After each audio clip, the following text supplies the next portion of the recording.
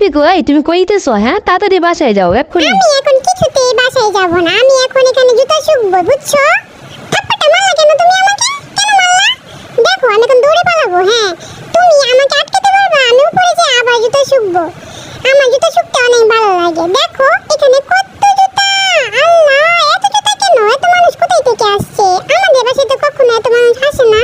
এদের বাসায় এত মানুষ কেন? তুমি তো ফকিন্নি বিড়াল, তাই মানুষের জুতো শুকতে তোমার ভালো লাগে। আসো একটা পুটকির মধ্যে দেই। তুমি পুটকিতে মারার আগে আমি দৌড়ে পালিয়ে যাব। তুমি কি আমাকে ধরতে পারবা? দেখো এখানে জুতা রাখছি কতগুলা। উফ, কি যে গ্রান! আচ্ছা দেখো তো, এই বাসায় তালা দেওয়া কেন? এই বাসার লোকজন কোথায় গেছে? ওরা কি এই জায়গায় থাকে না? কত বড় একটা তালা লটকাইছে! বাবারে বাবা! ফকিন্নি বিড়াল, তোরা কি তালা দেখবা লেগে রাখছে? তো পুটকির মধ্যে আরেকটা দেই। তুই দৌড়ে দৌড়ে পালাস কেন? এখন দাঁড়া, আজকে তোর একদিনে আমার যে কয়দিন লাগে।